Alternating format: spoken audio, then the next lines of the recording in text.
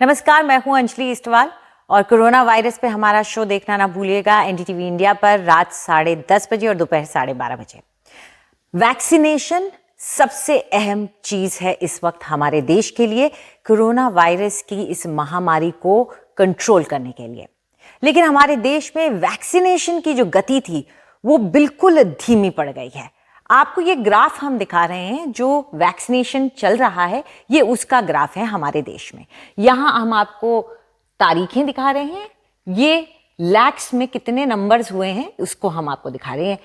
अब आप ये देखिए कि एक टाइम पे जब ये वैक्सीनेशन 42 लाख के करीब भी हो रहा था और ये तारीख करीब अप्रैल की शुरुआत की है, वही ग्राफ आप देखिए कैसे गिरते गिरते नीचे आ चुका है।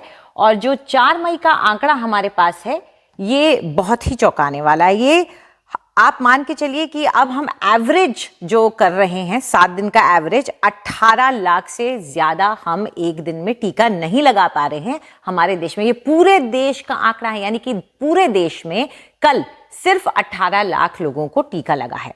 ये बहुत चिंता की बात है। और बहुत आपने उस वक्त सुना होगा जब टीका उत्सव की बात हुई, बहुत उसके बारे में शोर शराबा हुआ, सभी नेताओं ने उसके बारे में बोला, सभी मंत्रियों ने उसके बारे में बोला। लेकिन आप ये देखिए कि ये टीका उत्सव जो है वो यहाँ इस जगह पे 11 अप्रैल के पास मनाया गया।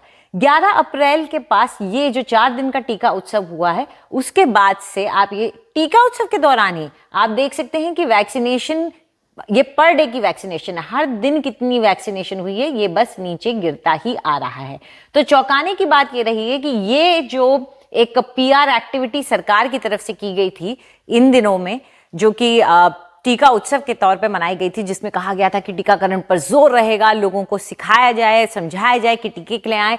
तो ये हाल हमारे टीकाकरण का तब से हुआ है जो टीका उत्सव मनाया गया था। जो पीक सबसे ज्यादा टीका लगा था, जैसा मैं आपको बता ही रही थी कि करीब 42 लाख एक दिन में टीका लगना, ये उससे भी ज्यादा, बल्कि वो हमने पीक अचीव किया था। उसके बाद से अब तक एक्सपर्ट्स मानते हैं कि ये जो गिरावट है ये 40% से भी ज्यादा की गिरावट देखी गई है टीकाकरण में। तो टीकाकरण का अभियान जो शुरू हुआ था, शुरुआत की अगर आप स्पीड देखें तो जाहिर तौर पे बहुत धीमी थी। बहुत दिनों तक ये टीकाकरण का कार्यक्रम जो है बहुत धीरे धीरे बढ़ा। चलिए, ये स्पीड स्लो थी, और जबकि हमारे देश की तरफ से ये कोशिश की जानी चाहिए थी कि इस दौरान स्पीड खूब रहे। और ये कोई छोटा मोटा टाइम नहीं था, ये लगभग 2 महीने का टाइम था और इस 2 महीने के टाइम में हमारी स्पीड में कोई बदलाव नहीं आया था। लेकिन अच्छी बात यह रही कि उसके बाद तेजी, मार्च के महीने में खूब तेजी देखने को मिली, जो अप्रैल के महीने तक बढ़ रही थी। लेकिन उसके बाद अप्रैल की शुरुआत में ऐसा एक तरह से जकड़ सा गया, इसकी रफ्तार ऐसी जकड़ सी गई कि उसके बाद सिर्फ टीकाकरण का जो आप ग्राफ देख रहे हैं वो नीचे ही जा रहा है। अब आपको ये समझना होगा कि अगर टीकाकरण हमारा इतना धीमा रहेगा तो दिक्कत ये आएगी कि इस दौरान जिन लोगों को टीके लगे थे उनकी डोज उनको मिली थी, दोनों डोज उसके बाद लगते लगते उनको कहीं यहाँ पे दोनों डोज लगी होंगी। आप ये सोचिए कि जब तक सब लोगों को टीके लगेंगे तब तक बहुत वक्त गुजर जाएगा।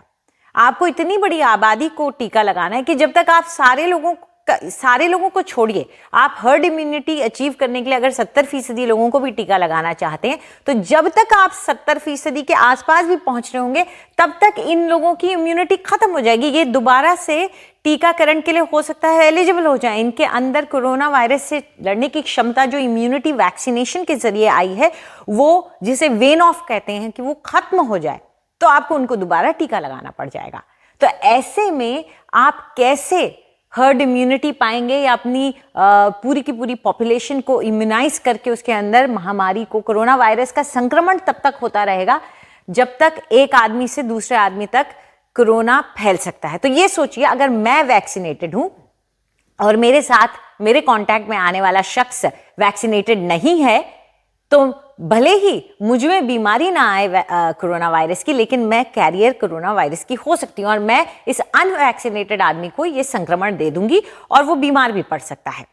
लेकिन अगर आपको टीकाकरण अच्छे तरीके से 70% पॉपुलेशन में कम से कम हो जाता है और बाकी और कई लोगों में वो क्योंकि वो रिकवर होके आए हैं, उनके अंदर वैसे ही इम्यूनिटी होगी बीमारी से जो उठ के आए होंगे, तो आप ये सोचिए तब अगर मैं वैक्सीनेटेड हूं और मेरे कांटेक्ट में आने वाला शख्स भी वैक्सीनेटेड है या वो कोरोना वायरस से ठीक होकर आया है और उसके अंदर तगड़ी एंटीबॉडीज हैं, तो हम एक दूसरे को बीमार नहीं करेंगे और ना ही इस कोविड का संचार आगे करेंगे। तो आपका चेन भी ब्रेक हो जाएगा, आपके जो लोग बीमार होकर अस्पताल पहुंच रहे हैं वो भी नहीं होगा। तो ये अहम हो जाता है कि वैक्सीनेशन क्यों जरूरी है, इसलिए हम कह रहे हैं। लेकिन वैक्सीनेशन अगर जरूरी है तो वैक्सीनेशन की रफ्तार भी जरूरी है।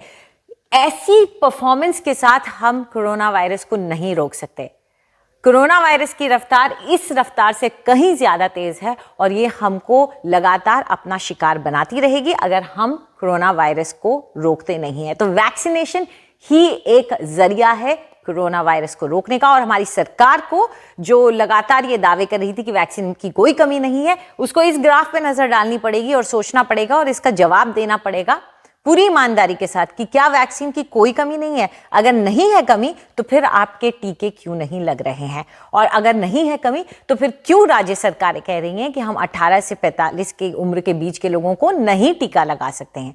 वो इसीलिए कह रही हैं क्योंकि उनके पास वाकई में लगाने के लिए टीके नहीं। अगर आप कोविन ऐप में जाकर के डिस्ट्रिक्ट के हिसाब से चूज करें तो आपको पता चलता है कि कई ऐसी जगहों पे टीके ही नहीं मिल रहे हैं। 18 से ऊपर वाले 18 से 45 के उम्र के लिए स्लॉट ही नहीं है। कई इलाकों में तो आप देख सकते हैं कि अभी अगर आगे के 7 दिन के बारे में जानकारी है तो उसके बाद कोई जानकारी ही नहीं है, या 1 दिन 2 दिन ज्यादा से ज्यादा। तो हमारे देश में सब इस वक्त सरकारों का अगर कोई फोकस है तो वो 2 pronged फोकस होना चाहिए। पहला ऑक्सीजन, दूसरा वैक्सीनेशन। इन 2 चीजों पे ही सरकार का सबसे ज्यादा इस वक्त फोकस होना चाहिए। आप सेफ रहिए, अगर काम पर जाते हैं तो डबल मास्क पहनिए, इसी सलाह के साथ और इस दुआ के साथ कि आप स्वस्थ रहें, आप ठीक रहें। हम फिलहाल इतना ही कहना चाहूंगी। नमस्कार।